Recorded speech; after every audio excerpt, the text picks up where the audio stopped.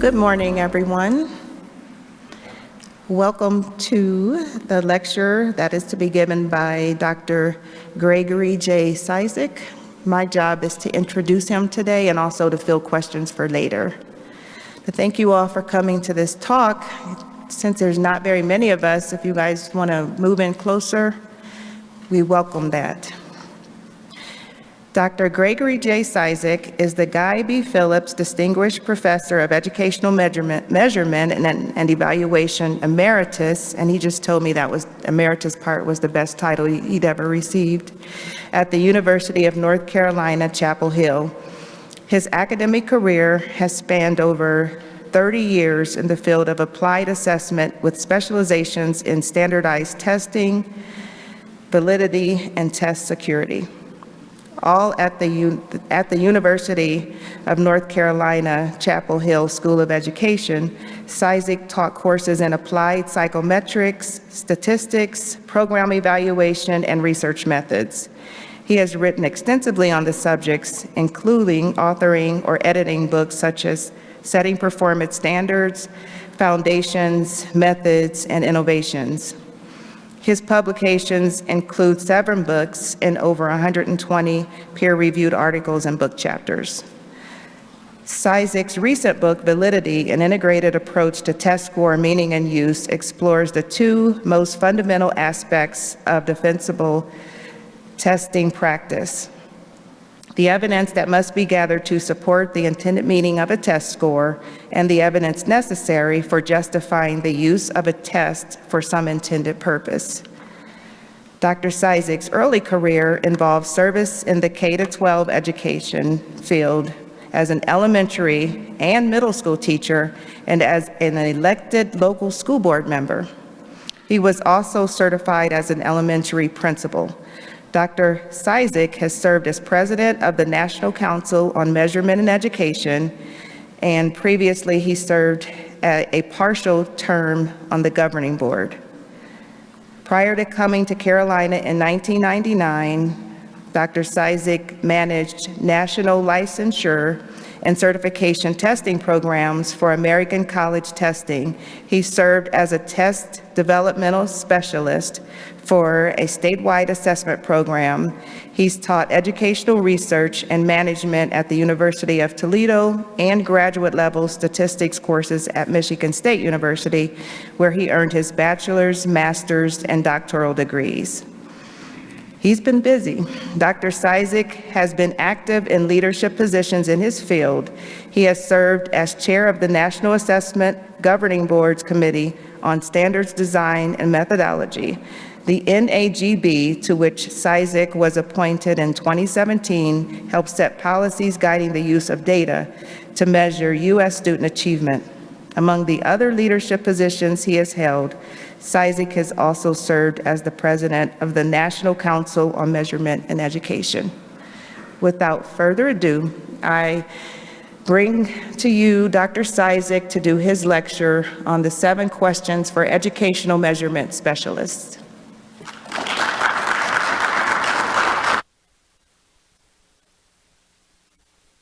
Thank you.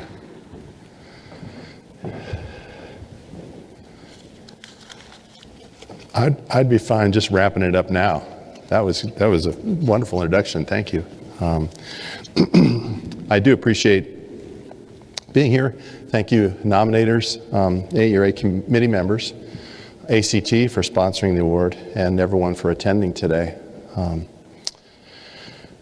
I'll get serious in a minute, but I'd like to start off with something a little lighter. So I'll do that. And I'm honestly surprised a little bit, a lot, that I got this award, especially after Lisa shared with me some of the committee's comments that came from their deliberations. For example, here are some of them. Turn it on. They said, we only got 1 nomination. It looks like we're stuck with Cizik. Yeah. Do we really have to give an award this year? Maybe we can just skip this year. Yeah, that was tough. Has anybody heard of this guy? Given the harm of testing done, the award should really go to Fair Test or Diane Ravitch or Alpha Cohn or somebody. And this was my favorite. Can we just give it to Pellegrino again this year? So thanks for sharing that with me, Lisa. Okay, seriously, I am deeply honored, and especially given the namesake for this award. I took some graduate courses at the University of Iowa, so I'm pretty familiar with Lindquist and his work. For example, he has a whole building named after him at the University of Iowa. He invented stuff in his spare time, like the scanning machine. Lore is that he did this in his garage, and it became the optical scanner that we know today.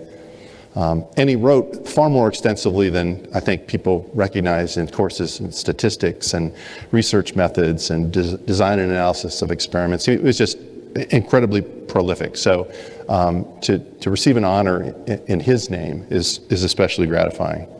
And I'm also serious about this.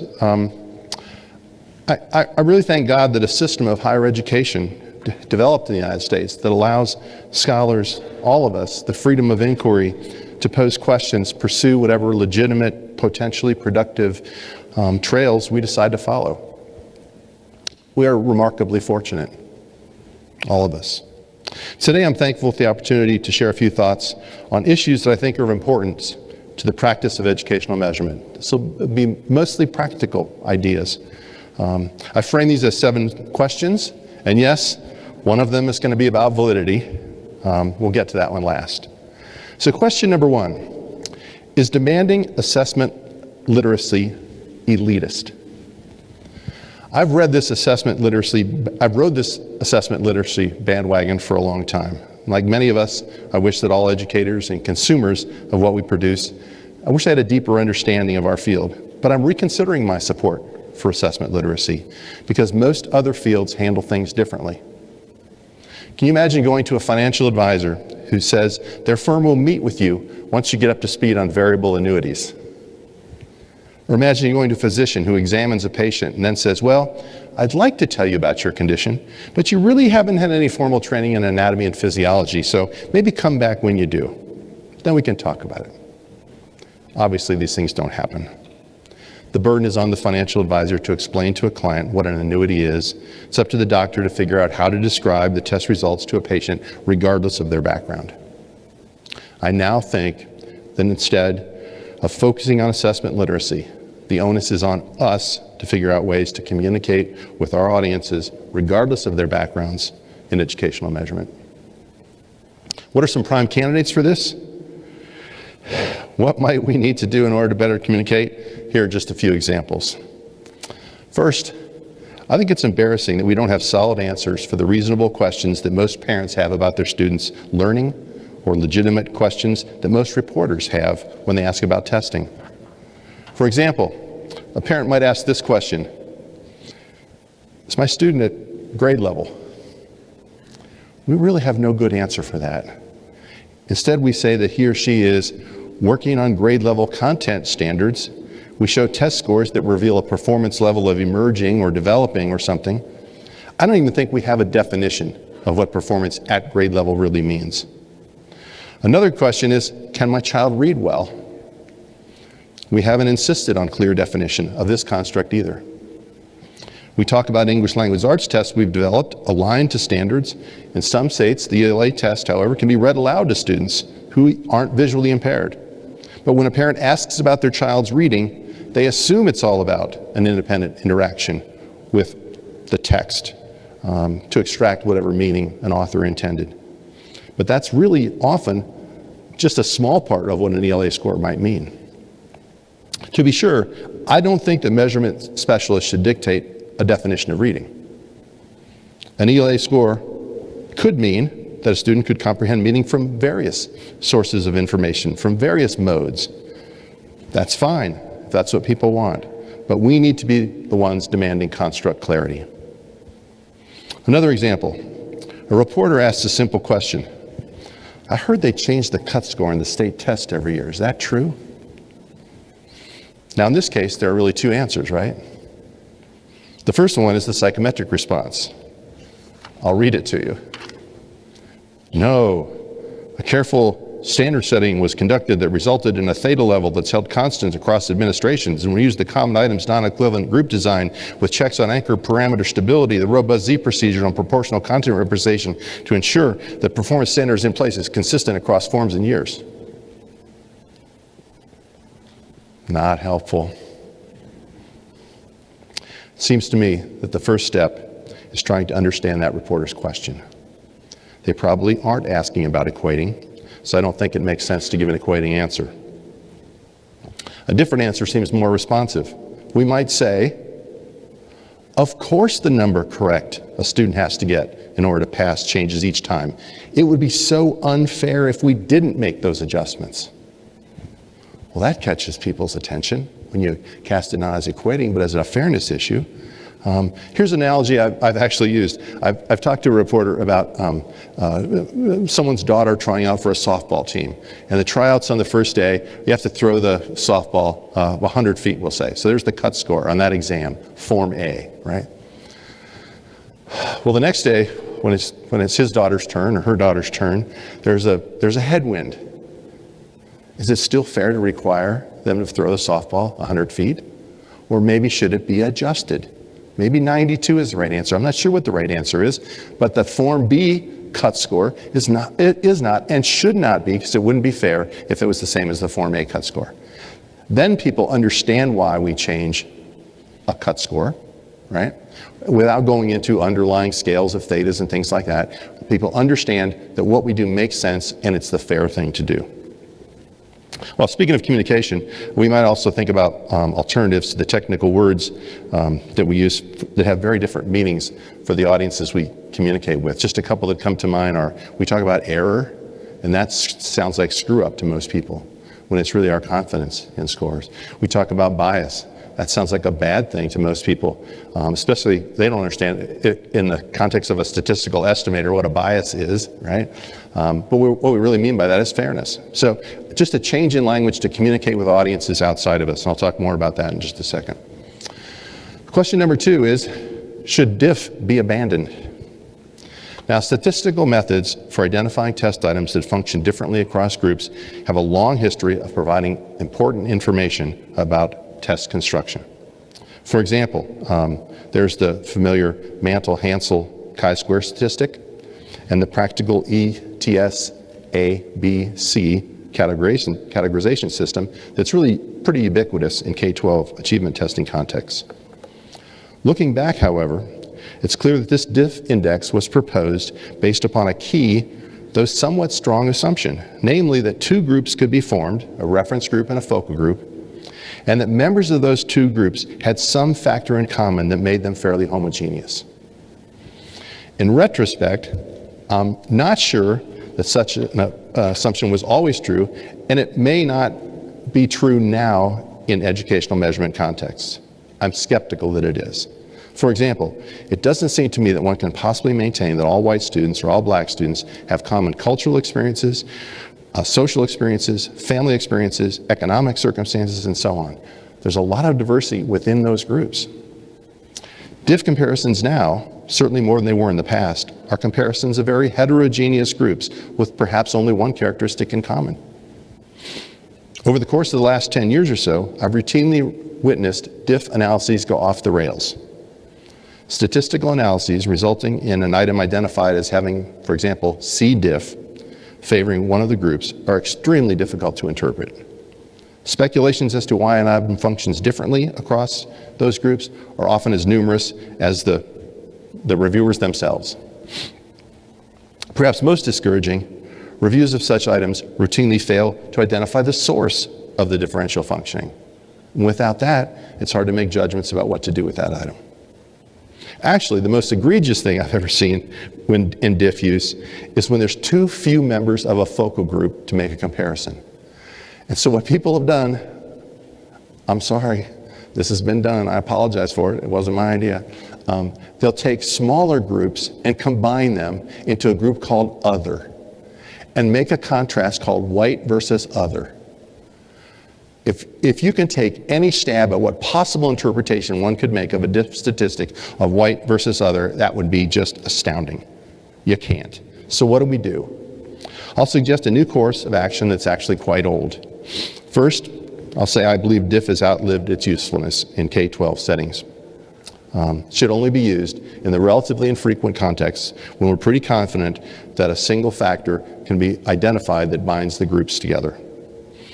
Instead of routinely applying DIF procedures, I think it would be useful to reinvest in R&D on qualitative item review procedures. It seems to me that qualitative methods were largely left behind when statistical methods became available. Faster, easier, putatively objective, and so advances in qualitative methods languished.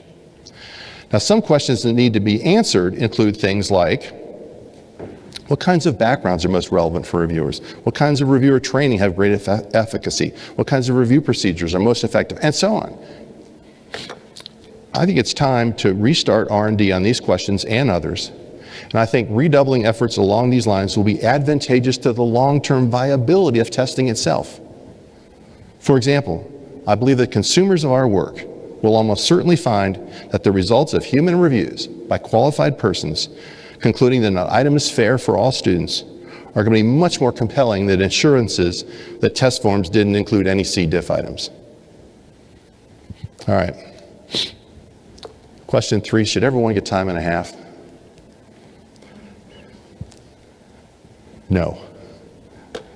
Let me explain. My first experience with testing accommodations was about 35 years ago. I was teaching an introductory measurement course. I got a notice from what was then called the Office of Disability Services. It directed me to give 2 students time and a half for their final examination. At the time, that seemed odd to me. One student told me she simply needed frequent breaks, although we later discovered that just a different testing setting was really what she needed and wanted. Time and a half seemed excessive compared to what might have been just a few minutes required for some extra breaks. As I looked into the situation facing the other student, time and a half for him seemed inappropriate also, but woefully inadequate. That student was visually impaired, and so I needed to print out, at the time it was a paper booklet, needed to print out an examination in about 28-point type so that he could literally access it by putting it close for reading because of his visual impairment. It took about 2 to 3 pages to render each of the 60 or so multiple choice questions in that exam. The student laboriously tried to take the exam and respond, and time and a half was just not enough. Double time might have been appropriate, I don't know, but more time was needed.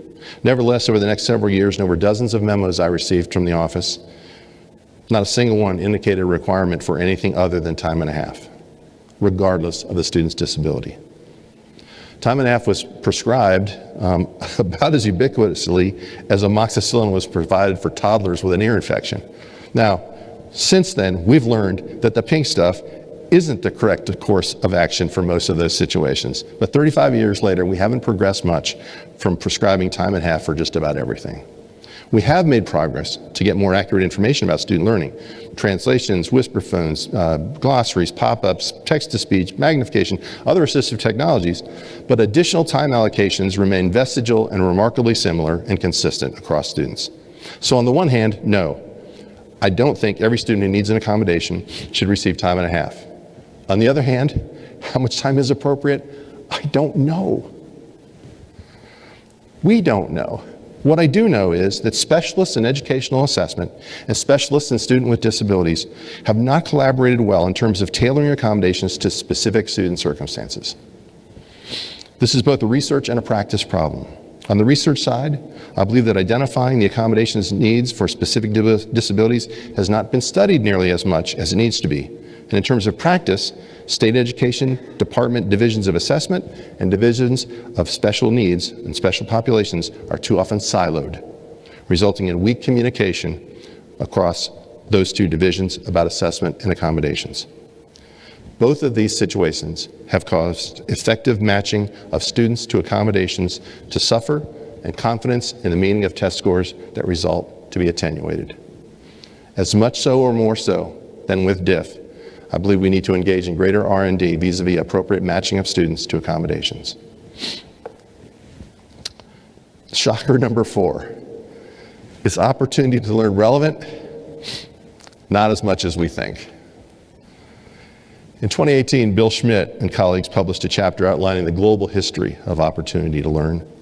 Perhaps most famously in the US, OTL is rooted in the Deborah P. versus Turlington court case, in which it was determined that a state could deny students a property right, which was a high school diploma, provided that it had also afforded students a reasonable opportunity to gain the knowledge that would be covered by the exit exam.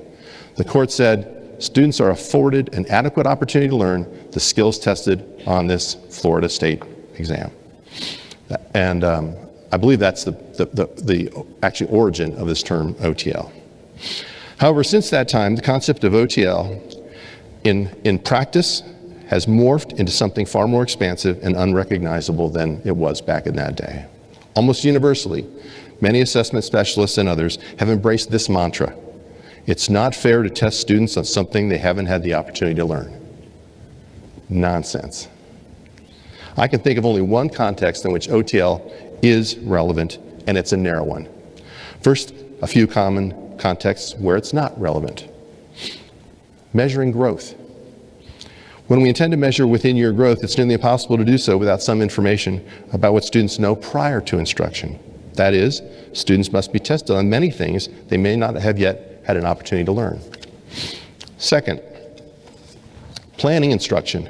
For individual teachers, it's often essential to assess what students' current levels of knowledge and skills are so that they can formulate instructional plans. Third, and I guess this is probably the most controversial one where I say it's not as relevant, end-of-year summative accountability testing.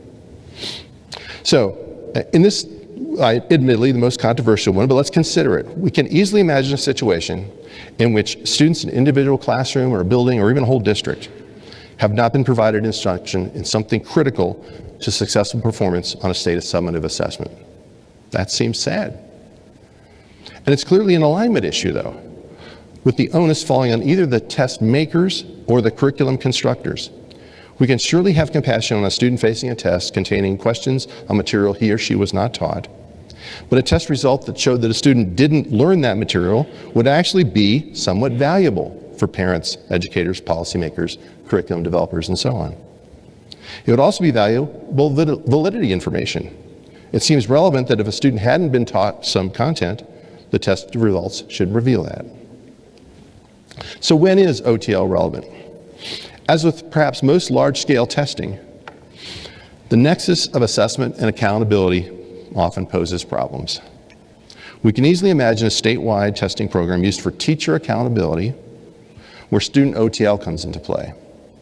Consider, for example, key content standards that are supposed to be covered at a grade level, but they aren't taught because the district's scope and sequence omits them. It's likely that students in that district wouldn't have had the opportunity to learn that content. But as I've just indicated, you can think of that as validity evidence if in fact they perform poorly on those standards. It might be an OTL concern if there was substantial student stakes associated with their test performance. But in most cases today, there are effectively no stakes for students. That's why we have a lot of problems with motivation on tests and things. There can, however, be consequential stakes for teachers. And it's not hard to imagine a teacher accountability system that designates even teachers who have very effectively implemented the district's curriculum as underperforming because of student underperformance across the entire breadth of the state mandated standards. That seems wrong. It also suggests another R&D effort. A new prong of alignment investigation should be conducted, the alignment between district curriculum guides and state standards when judging the fairness of an accountability system. In short, OTL is important in some contexts, but not nearly as many as it is currently invoked, and the cases in which we currently seem to worry the most about OTL may not be as important as the context in which we currently seem to worry the least.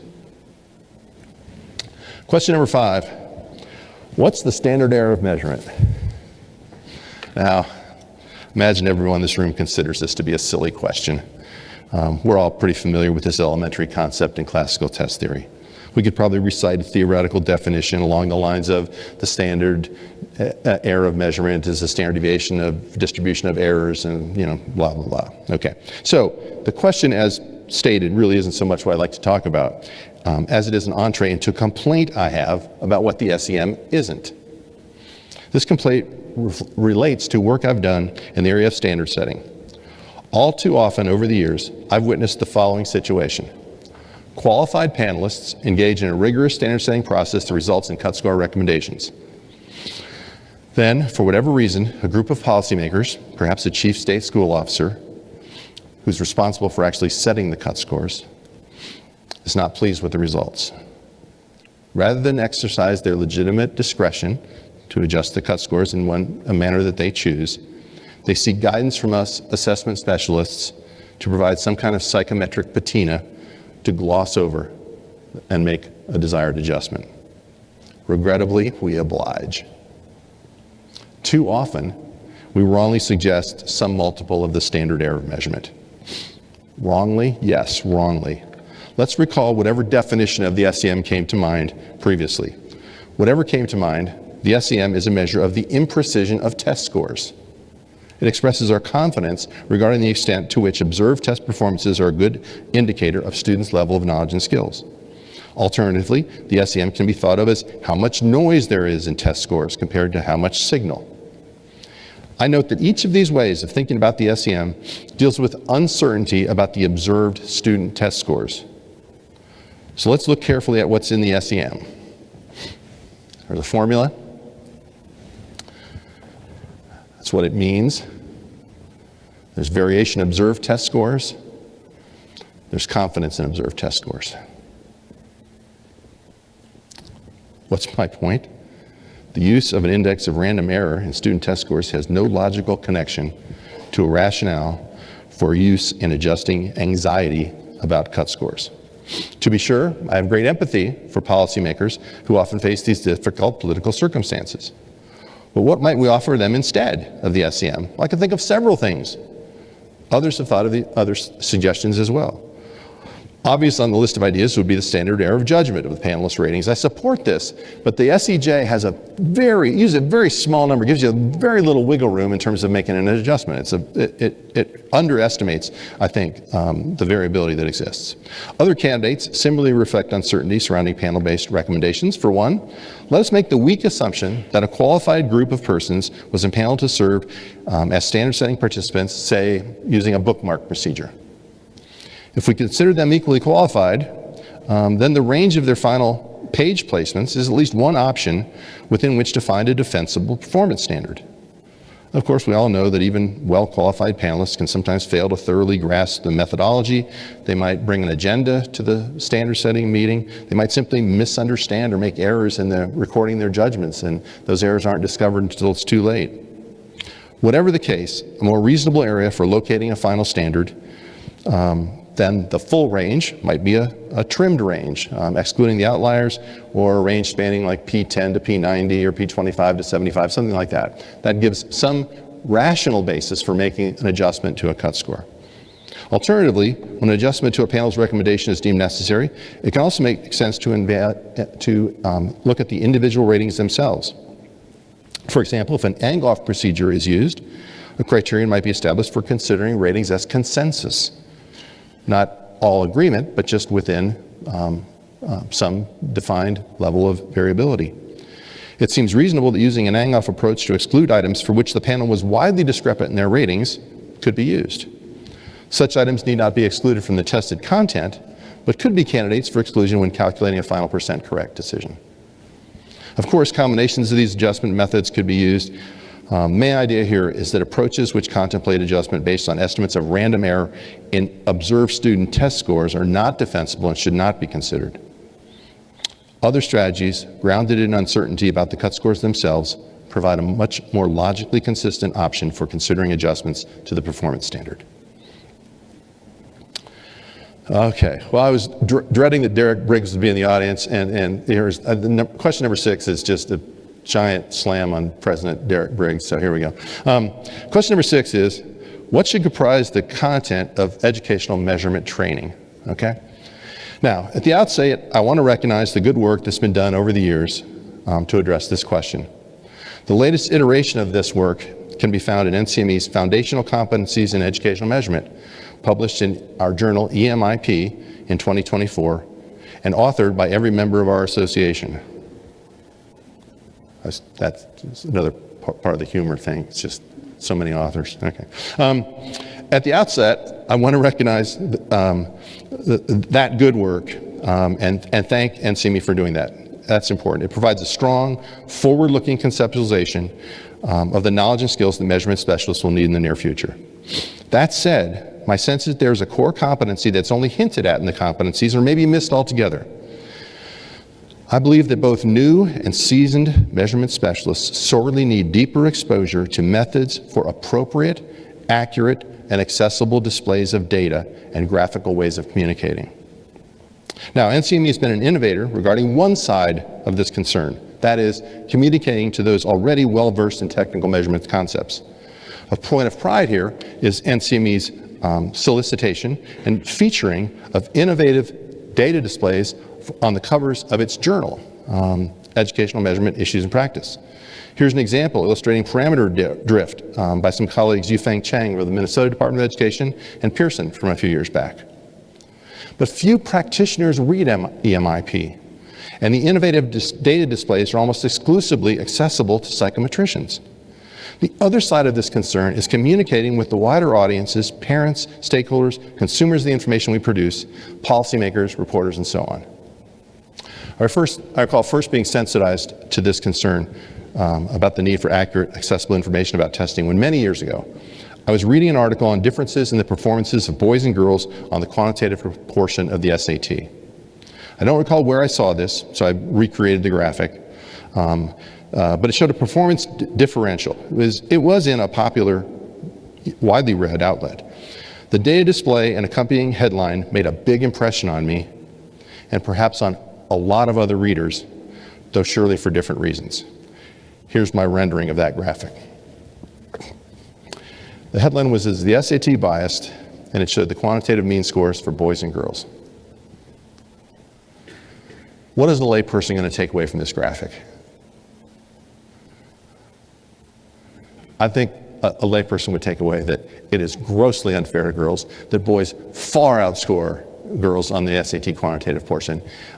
Why is that? Well, the classical error of breaking the y-axis is obviously misleading. Ideally, NCME's fundamental competencies will ensure that measurement specialists of the future will be skilled in constructing bar charts. This is just a bar chart with stick figures, right?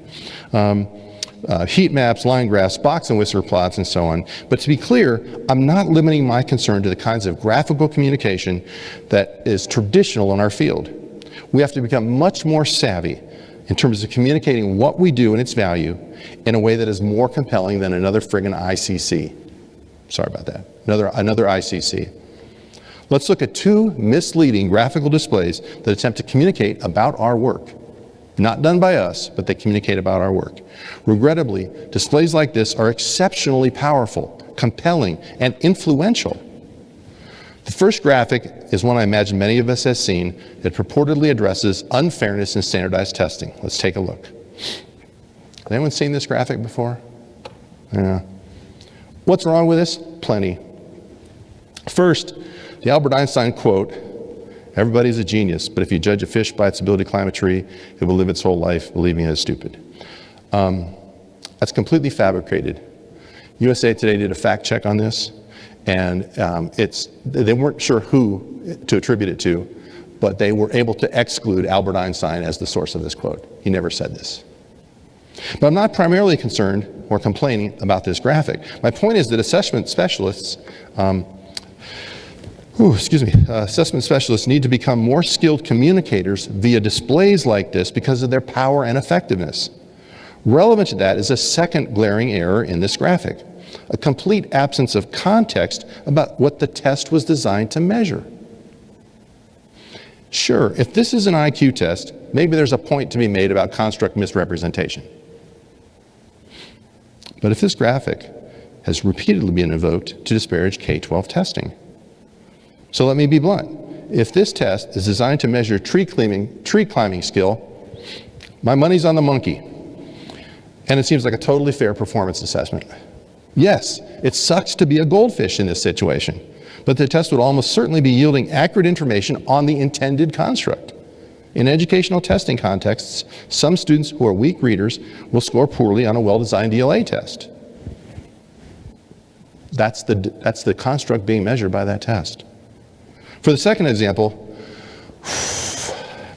I'll show what I consider to be the first place winner in the Measurement Graphic Hall of Shame. I suspect that all of us have seen this one, and I've been really impressed by the traction that it has. It's exceptionally powerful. I think I first encountered it presented as ostensibly promoting equity when I was working on the National Assessment Governing Board to illustrate the need for assessment supports for struggling students. All right, buckle up. Have you seen this one? This graphic shows 3 kids trying to watch a baseball game. The tall kid has no problem seeing over the fence. The parallel being drawn is that some kids will do well on a reading test because they have well-developed reading ability. The middle kid needs some help to see over the fence, so he's standing on a box. Now, the boxes don't represent appropriate accommodations. That'd be fine, but changes to features of the test that will result in better performance for that student. The third kid needs a lot of help, so he's got 2 boxes to stand on. What's obviously so misinformative about this graphic? Well, first, it has nothing to do with equity. I think the term equity is applied here. It's especially powerful, but it's a little bit misleading because we universally acknowledge equity is desirable. So it leads people who see this graphic to say, well, these boxes must be a good thing because they endorse equity. But the boxes might help kids score at the proficient level on this reading test, but is that really a good thing? When the same boxes aren't present, as is true in nearly all reading contexts that aren't the NAEP test, then the 2 students on the right are still short of the reading ability they need to be successful. Everyone would really like the short kids to be able to see over the fence, but in this situation, the boxes, or as I think they should be labeled, validity diminution devices, don't advance equity at all. Only appropriate accommodations and effective reading instructions do that.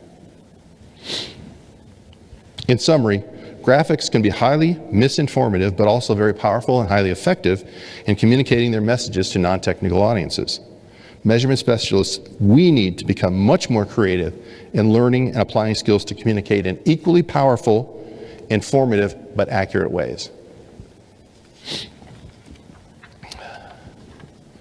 Lastly, what is validity? I've spoken on this before, so I saved it last in case folks who've heard it just want to leave. No hard feelings. I'm just committed to clarifying and advancing our thinking on validity at every opportunity. Why am I so obsessed by this? Well, I think that we all should be. According to our standards, validity is the most fundamental consideration in developing tests and evaluating tests. Ironically, it's also one for which there is little agreement about its meaning or application. It seems to me that the observation made by Dave Frisbee in his 2004 NCME presidential address is as true today as ever. He said, "For a concept that's the foundation of virtually all of our work, it seems that the validity continues to be one of the misunderstood or widely misused of all." Why is this a problem? What's the source of this problem? The problem is that validity has been defined as 2 things, score meaning and score use. I've noted the seemingly obvious problem that one thing, validity, can't be 2 things. Evidence could be gathered on one aspect to support the intended interpretation of the scores, that is, validation. Evidence could also be gathered on a second aspect to support some intended application, that is, justification of its use. But contrary to some opinions, meaning doesn't change with use. If a test is developed to measure proficiency across a state's 8th grade science content standards, and validity evidence is gathered to support the idea that it does, then score meaning is established. It's fixed, it's settled, it's unchanging, regardless of what decisions might be desired to be made based on those test scores. The meaning stays the same. One central difficulty as this pertains to MESH 6 formulation is that evidence on 2 different things, that is meaning and use, can't be in any meaningful way integrated into a single evaluative judgment. My evidence for this is that since Messick wrote that in 1989, it's never been done. Let's try it now, right now. Here are two scenarios that present evidence on score meaning and evidence on score use for an 8th grade science test. Here's some validity evidence for the test scores. There's strong alignment to relevant content standards, positive reviews for bias and sensitivity, no diff. All students have adequate time to complete the test. There's strong correlations with other science test scores, and it's predictive of AP course grades in biology and chemistry. That's just a little bit of the strong evidence about score meaning. Here's the meaning about score use. Introduction of another testing requirement leads many students to drop out. Overemphasis on science instruction leads to reduced reading and math achievement. Student surveys reveal an increase to 87% of students who say, I hate science. Migration of highly qualified science teachers out of 8th grade science teaching assignments. Steep declines in AP course enrollments in high school, and the district's summer science camp had to be ended for lack of interest. What's the integrated evaluative judgment? How do you put these two sources of evidence together and come to a single judgment about validity? Would you say moderate?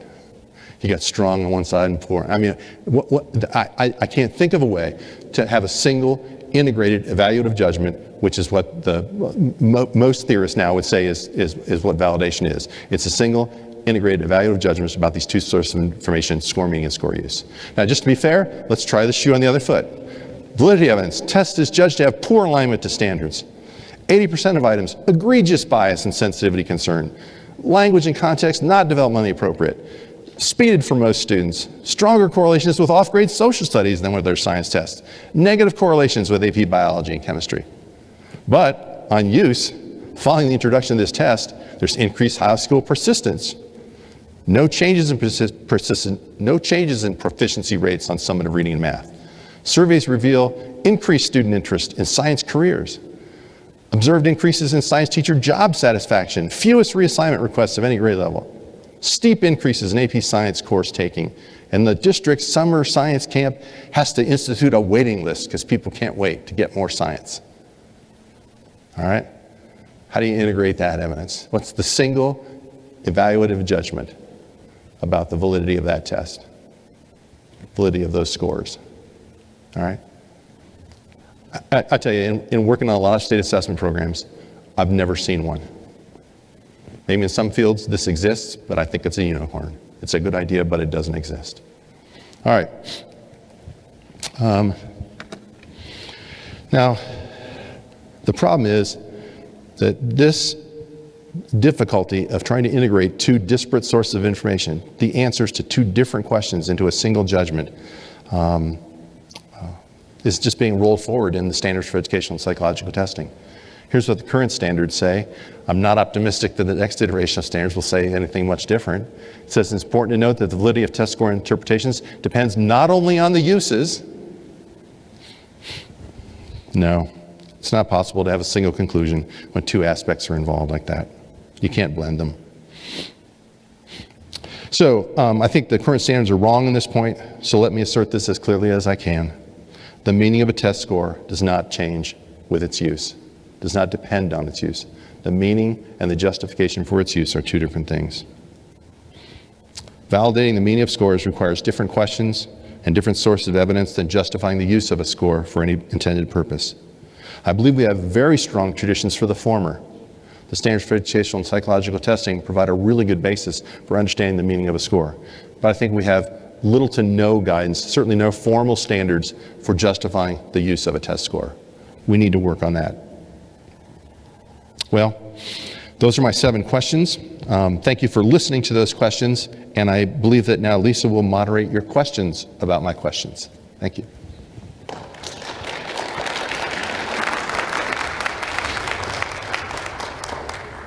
What's that?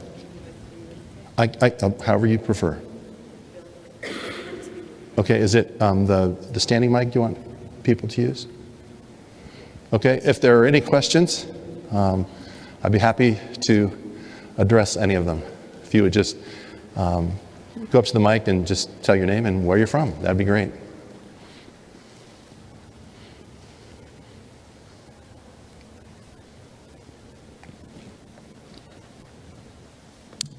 Thank you, Dr. Cizik, Brad McMillan, Wake County Public Schools, Raleigh, North Carolina.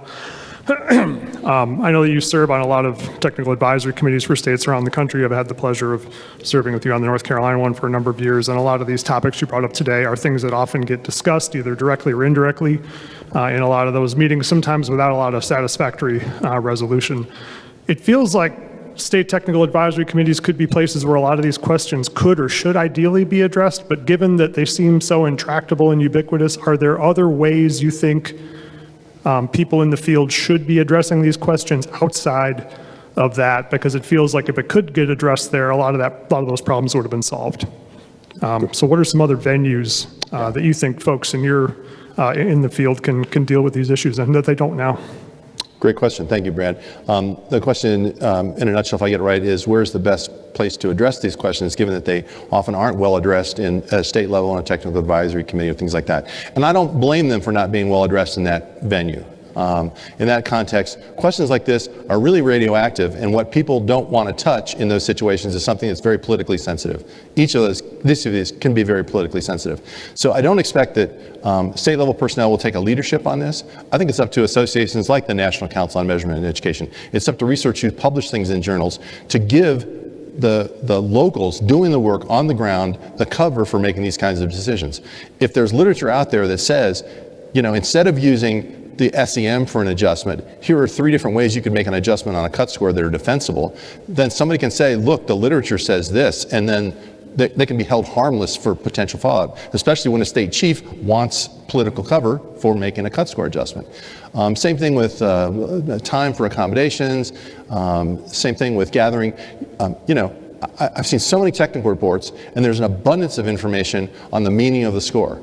We can be pretty confident that a kid's performance on that test reflects his or her level of mastery of some level state content standards.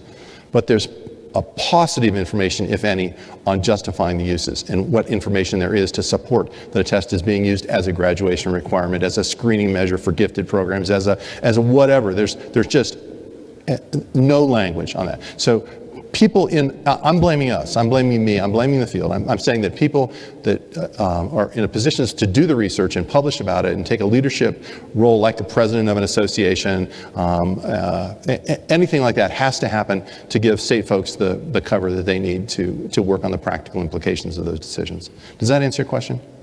Thank you. Derek, you have a question. Yeah. And of course, I first have a comment, then I'll give you a question. So the first is Would you like to come forward and just? Yeah. No. Thanks for the 7 questions, Greg. So first, just as a comment, I think on the OTL, I think it's important to appreciate situations and contexts in which an attention to OTL is clearly relevant, and I think you probably agree. I think where it becomes really important is in understanding test score interpretations that focus on group differences and potentially misleading interpretations that can be made without an attention to opportunity to learn, right? So when you're comparing groups with tests, it's often the case that if you see those differences, we leap to a causal inference, and then often opportunity to learn could be a confounding factor in that causal inference. So it seems like that's one case where I would imagine you would agree that a focus on thinking about opportunity to learn and Absolutely. how to actually Yeah. characterize it would certainly be important. Yeah.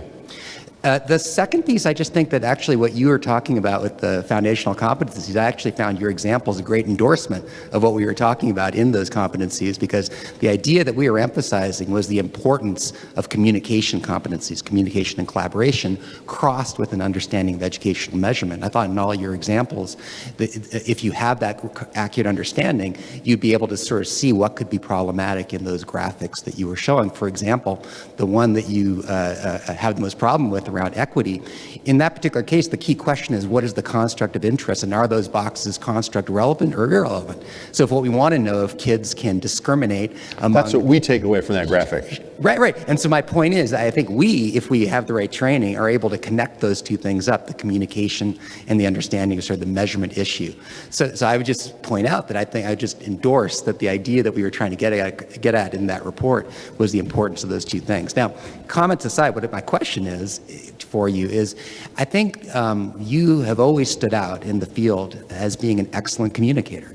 You're very good at speaking without a great deal of jargon and really cutting to the heart of real ideas so that a general audience can really understand what the key issues are. For those who are missing this comment, I'll just repeat it. He said, I'm an outstanding communicator in the field. You are. And so what I want to know is, but is this something that you feel that you've developed over time? And I wonder if you could give some insights as to, did you actually initially struggle to do this, or has this always been something you've just been good at? What sort of advice would you have for other people in the field for how to develop this sort of an approach to taking complex topics and working so that when you speak to the press or when you speak to a general audience, you can do this effectively? So, Thank you for all those comments. First, just a bit of defense, and I read the foundational competencies very clearly, and there is a section on communication and collaboration. I just don't think it targeted external audiences the way it needs to, and that certainly isn't covered in a course. Or I mean, that kind of thing is not something that we enculturate graduate students into. So, where does it come from? I'm honored that you gave me such a nice compliment about communicating with diverse audiences. I don't know that it's a skill as much as a perspective. Like, first of all, asking what are they really asking, and why are they asking it? And I'm willing to play, and most people, because of their graduate training, aren't willing to play fast and loose with some technical concepts.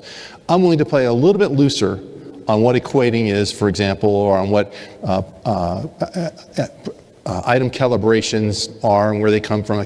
I'm willing to play a little bit looser on those things because I don't think that anyone really wants to understand that.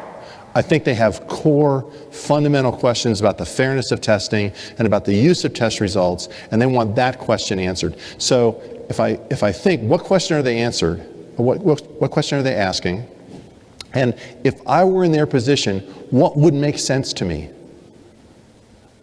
When I sort of do other perspectiving, or what's they call it? Taking the perspective of the other. Or there's a phrase for it. I'm blanking on it right now. But when I do that, I can think, here's what they really want to know, and that helps me frame the best way to say to them. And we practice that zero.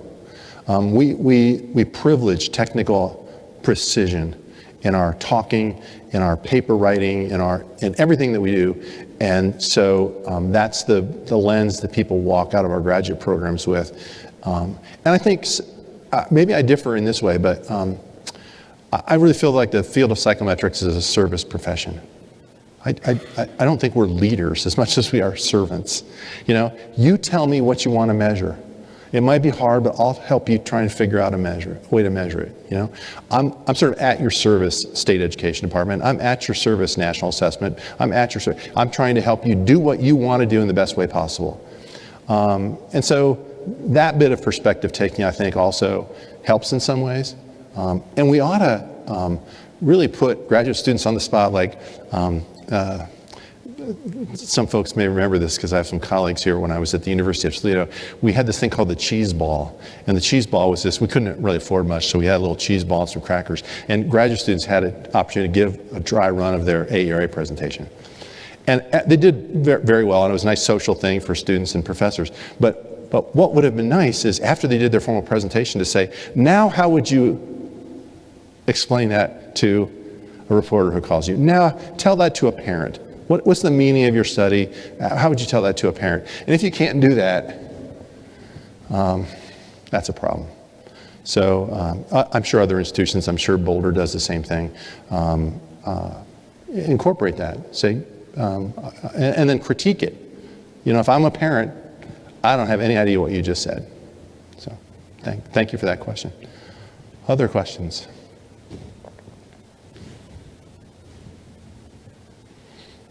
Address you from the floor. Hello. Hello again. So as you were talking and as he asked the question, I kind of had the same question because people are administering tests. They have no idea what the tests are for, why certain people struggle, how to help them prepare, how not to use half the classroom time, quote unquote, teaching to the test. But one of the things that came to mind as to why you're so good at relating to people, in terms of helping us understand, is because of your background. So many people go straight through their undergrad to doctoral because they're just great at math and stats, and they just want that doctorate and they want to have it young and do all this work, but they don't have the practical experience that you have. Like, you've been a teacher, you've been on a school board, you've worked with all these agencies. So I think that gives you perspective that a lot of people don't have. That's a comment and a compliment. And you're so humble, so you didn't say that, but you have a lot of experience that a lot of new people don't have. I really appreciate you pointing that out, and I'd overlooked that, and I see that as a huge problem. What you've identified as a huge problem. The track to get into our PhD program is almost always undergraduate quant psych. There is. I'm just going to say it.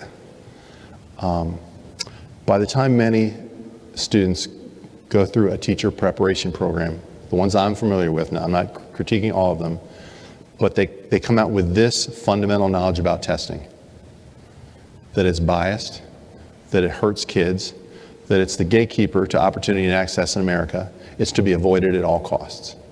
Those are the people we want in a testing program. Those are people who have some background in education, who were teachers, who got teacher prep, who did student teaching, whatever level of experience they had with kids. We want them in a program of assessment so that they understand about assessment. But too often it's exactly as you said. They're people with a quantitative background who happen to be good at math or something. They go through a quant psych program and then boop, they're into a measurement program, and they don't have the perspective of what assessment is and means to kids and parents and classrooms and so forth. If I could figure out a way to embed some sort of valuing of assessment in undergraduate teacher prep, I would love to do it. But as most folks here who are in faculties of education know, the course requirements are tight. You can't really put anything in ever. There's always so much in there. And where are you going to wedge in some information? I remember one place they said, well, we don't really need a course in assessment or anything because it's covered in our methods courses. Well, of course it wasn't covered in their methods courses. It's like me saying, oh, don't worry about diversity, it's covered in my Stat 1 course. It's absurd, right? So if there's some way to get people who have had some perspective, whatever it is, into our pipeline, I just think that would be super valuable. Thank you for that. Other questions? Sure.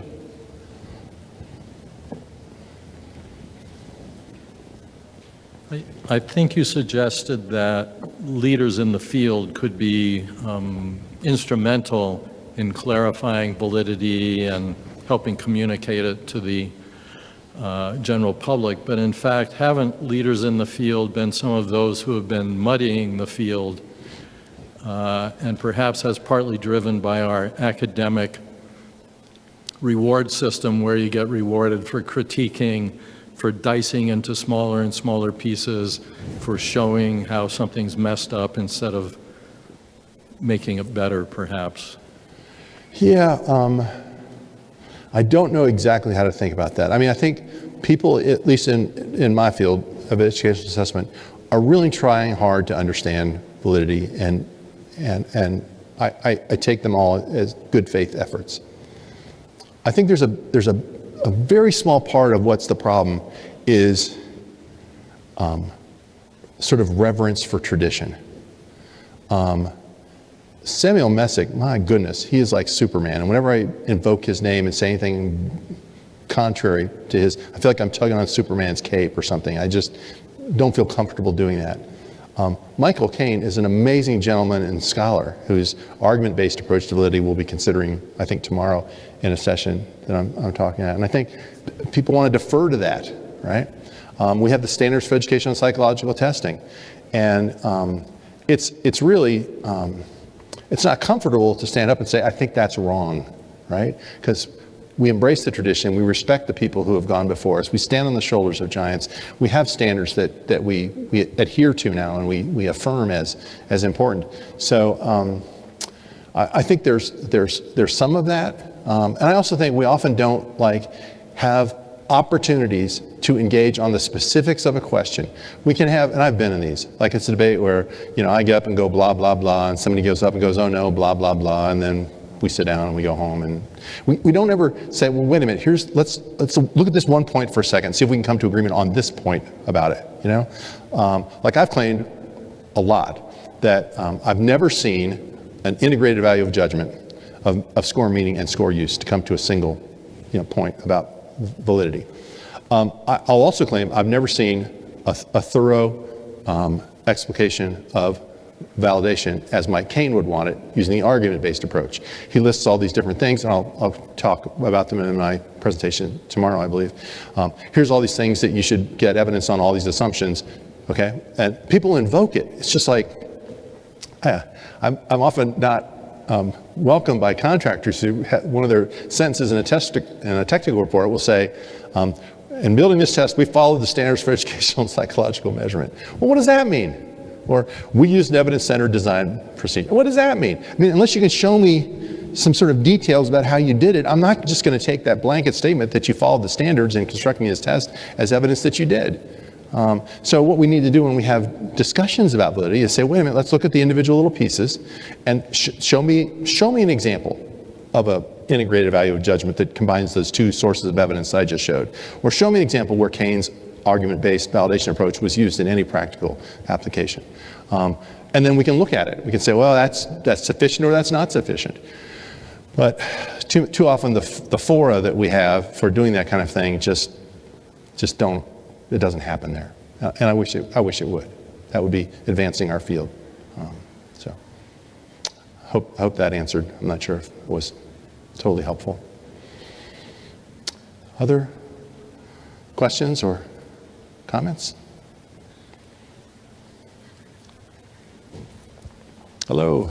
Hello, I'm Jemima from Australia, Australian Curriculum Assessment and Reporting Authority. We're looking at data visualizations for our numeracy and literacy test. I know I was really struck by the examples that you gave of how the other side might be, that don't like assessment, presenting their case. So do you have any examples, or can you point me in a direction of ways that data visualization is being done well?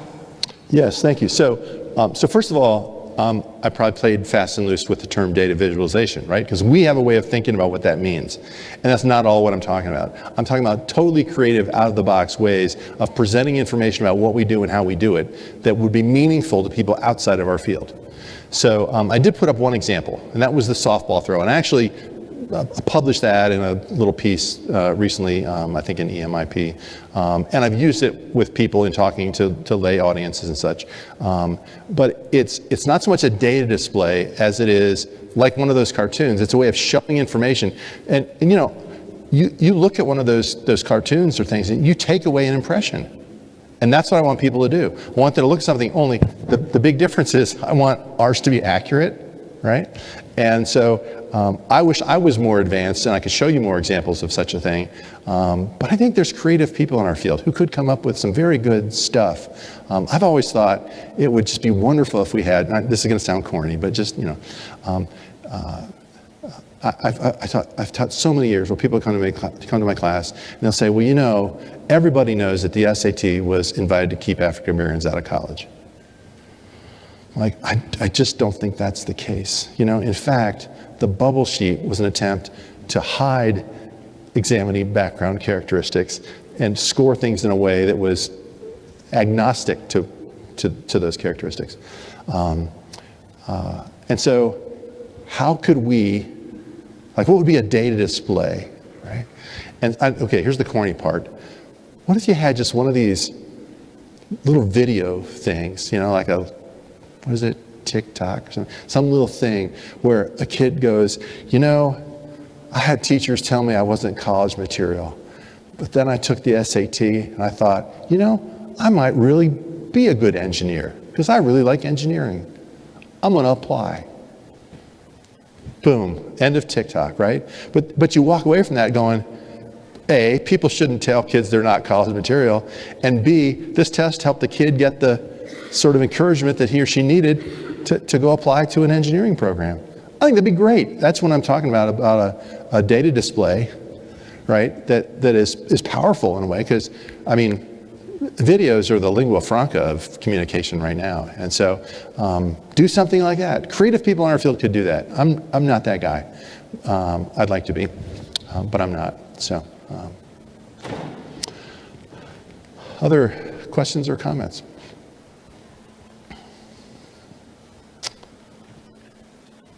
Well, hearing none,